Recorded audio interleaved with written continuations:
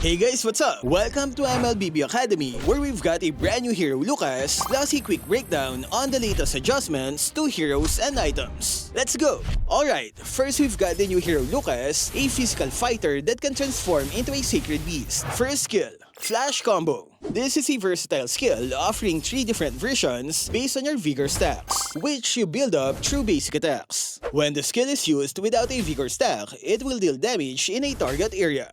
With 1 stack, it stuns enemies, pulls them toward Lukas, and adds bonus damage. With 2 stacks, you'll gain all the earlier effects plus CC immunity and more damage. And that's not all. If this skill hits an enemy hero regardless of its stack, you will heal 8% off your max HP. The best part is that it's a spammable skill. It only has a 5.5 second cooldown, and it goes even lower with cooldown reduction stat. Second skill, Flash Step. Lukas dashes to a target direction and enhances his next basic attack. When he lands that attack, he blinks behind the target and gains extended attack range for a few seconds. His basic attacks during this period also summon lightning storms for extra damage. This skill can be used to dodge or target those backline heroes. Ultimate, Unleash the Beast. Here's where things get wild. Lukas transforms into a sacred beast, gaining 20% additional attributes across the board. HP, physical attack, defense, attack speed, and range. Activating the skill again fires a shockwave blast that explodes on the first hero it hits. Upon explosion, there will be 3 aftershocks on the area for that extra damage. While in this state, all his skills are enhanced, giving him higher damage and bigger range. The catch? There's no cooldown for his ultimate. You can use it anytime, as long as his resolve bar is full. Passive skill, Hero's Resolve. This passive revolves around Lukas's resolve bar, located just under his HP. It fills gradually over time or faster when dealing damage to heroes. The bar drains while in beast form, so you'll need to manage it wisely. When leveling up, you'd want to prioritize his first skill, as this is your main damage source. Skill Combo. Lukas is all about chaining skills and basic attacks. For his combo, you'd always want to have 2 stacks of Vigor to maximize your first skill damage. You can start off by getting 1 stack of Vigor on any nearby minion. Use second skill to close the gap, then follow up with an enhanced basic attack to blink behind your target.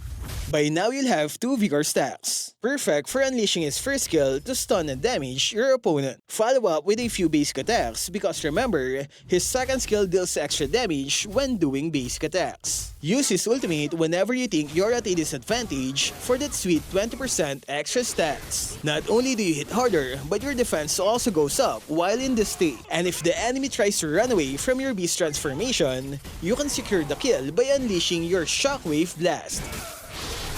Build. Lukas strives with a balance of attack and defense. His ultimate amplifies these stats, making him both a tanky frontliner and a damage dealer. Focus on cooldown reduction to spam his first skill and prioritize sustain to survive burst damage. Pair this with Vengeance for better survivability or Flicker for mobility. For the talent, go for Fighter for that extra defense and spell vamp.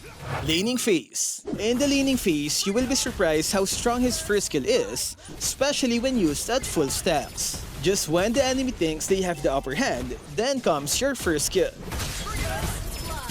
During teamfights, you can initiate with your ultimate. It has a pretty long duration and its enhanced range makes it a perfect tool against multiple enemies. With your Sacred Beast, you get a longer dash, allowing you to jump in the backline and target the squishy heroes. Tips. The item Thunderbelt can be a great complement to his game style. He can collect stacks with his enhanced basic attacks. And when he transforms into beast form, the hybrid defense from Thunderbelt is increased by 20%, making him a very tanky fighter. If you want to clear towers fast, you can use his second skill to gain extra damage on your basic attacks. It lasts for 4 seconds, making you a perfect tower destroyer. His first skill is a great displacement skill to push enemies toward your teammates. Watch how far I can move the enemy hero with a full stack. And I can do this while having crowd control immunity. But that's not all, because the push gets longer when you're in the ultimate state. So you might want to keep that in mind during team fights. Look for the squishy enemy, blink to their back, and push them toward your team. A double stack first skill has a big difference compared to a single stack. It has CC immunity and higher damage. So always try to get 2 stacks before using your first skill. Based on what I've seen, I think Lukas is quite strong. He has crowd control, damage, sustain, and most importantly, mobility. I'm pretty sure you'll enjoy him because of the many skills that he possesses. So are you on your way to become a top global Lukas?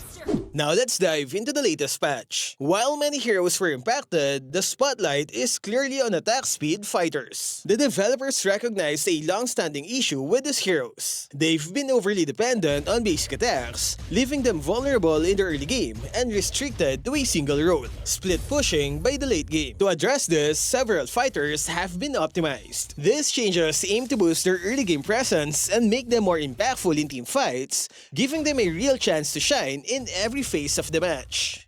Let's start with Son, and the changes he's received might just make him your go-to hero for the season. In the late game, his first and second skills now have a shorter cooldown by 2 seconds. That means you'll be dishing out more damage or making those crucial escapes faster than before. Speaking of his second skill, it no longer stabs when it hits the first hero. That means you can easily dash without worrying where to aim. His third skill is improved in 2 ways. Not only does it deal more damage, but it now applies a 20% slow effect. Here's where it gets interesting. If his clones also use the skill, the slow stacks, adding up to a massive 60% slow effect on your enemies. That's right, Sun can now cripple an enemy's movement while still hitting like a truck. Of course, there's a catch. This power boost comes with a slight cooldown increase of 2 seconds. And don't forget about his passive. The healing is stronger in the early game thanks to an improved base heal, making him even more sustainable in fights. However, the maximum stacks of his passive is now down to 6. Each stack applies a 5% defense reduction, which makes it easier to reach the cap but slightly lowers the overall impact by 10%.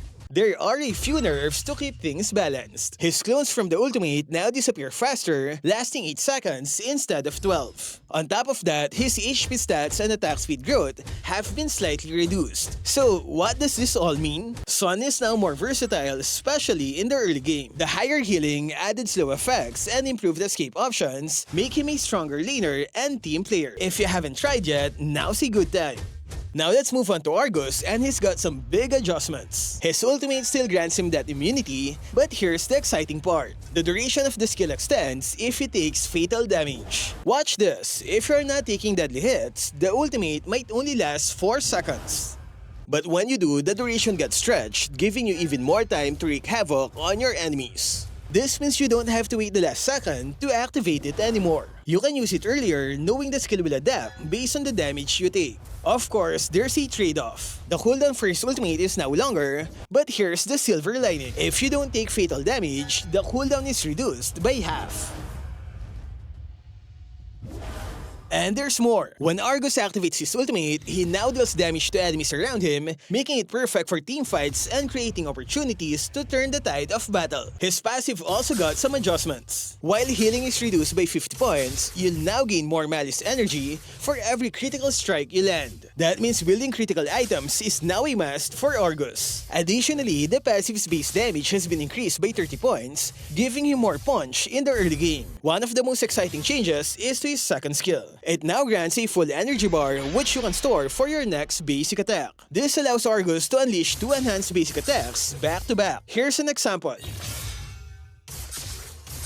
Cool, right? The trick is simple. Make sure your energy bar is full, use the second skill, and watch as you deliver a devastating double burst of damage.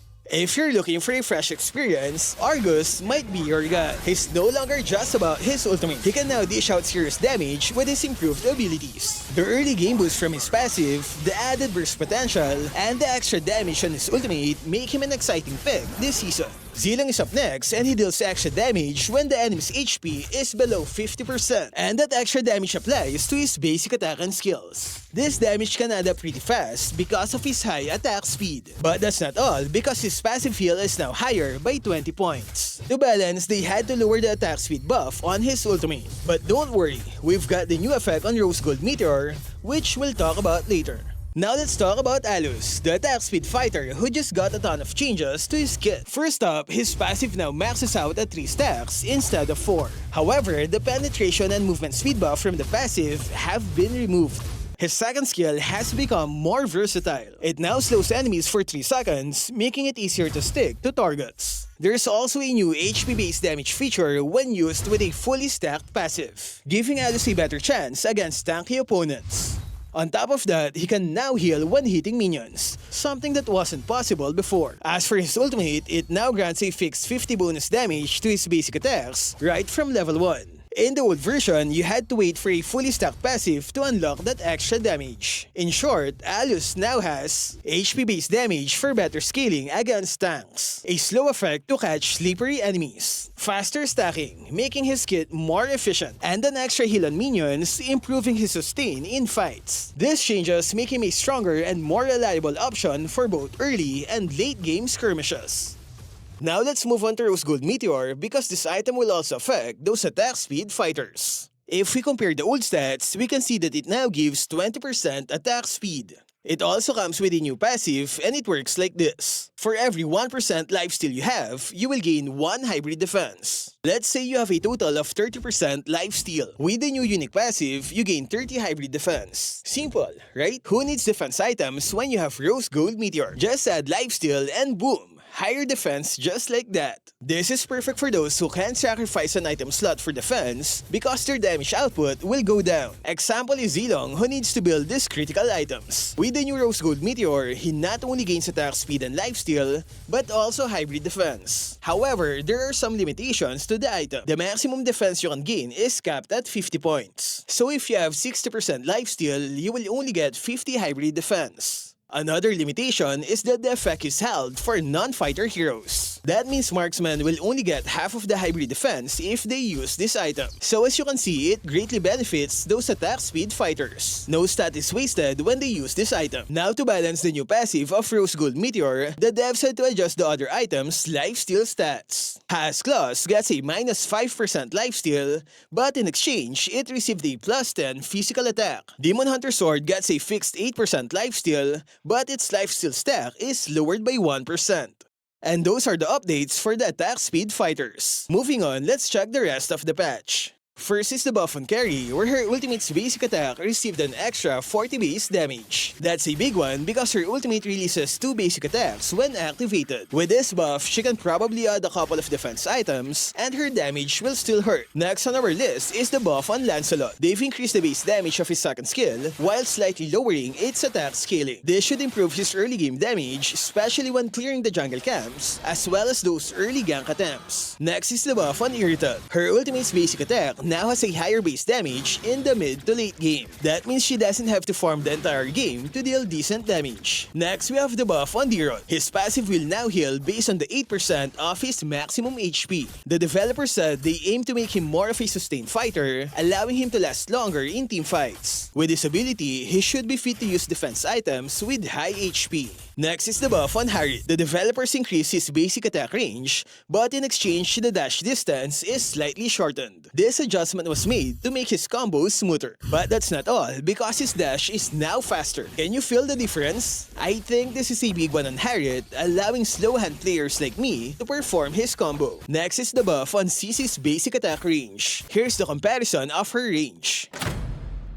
That's huge, right? Now that it's bigger, you no longer have to go near the enemy to do a basic attack. You can stay in your position just like this. So what's so special about it? Well, that means it's now easier to maintain her passive stacks. CC mains will definitely love this patch. Next is Badang, whose first skill now has a shorter force swing time. That means less delay after using the skill. Only seasoned Badang players might notice this subtle but effective change. And that's not all. His ultimate now stuns enemies for a longer duration, making it harder for them to escape. To balance things out, the cooldown has been increased by a few seconds. So the ultimate is definitely deadlier, but you'll need to be more mindful of when to use it. Moving on to Alucard, his first skill now has a 1 second shorter cooldown, a solid buff. However, there's a trade-off. A 1 frame backswing has been added, so there's a slight delay before you can perform a basic attack after using the skill. Here's the old version. See how smooth it was? Almost instant, right? Now in the new version, there's a noticeable pause before the basic attack. Despite this, the change is still a win for Alucard mains because of that -1 second cooldown. Now let's talk about the nerfs. These heroes dominated the last update and the devs decided it's time to tone them down. Bruno's basic attack range has been shortened. Here's a side-by-side comparison. That's what you get for being famous. In the old version, he could hit towers safely out of their range using Malefic God, but now that's no longer possible.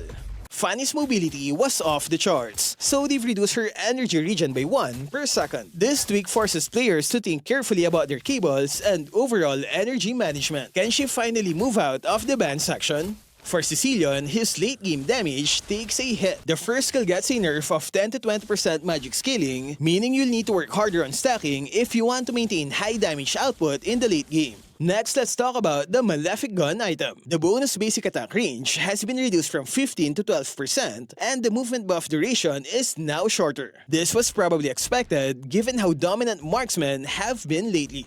Finally, we have the MLBB Rising Open Tournament, your chance to showcase your skills on a bigger stage. The goal is simple: win weekly tournaments and climb your way to the pro scene. Remember guys, participation is free. If you're serious about competing, here's my tip: build a solid team, practice your roles, and prepare to face high-level competition. This could be your ticket to getting noticed by pro teams, so don't miss out.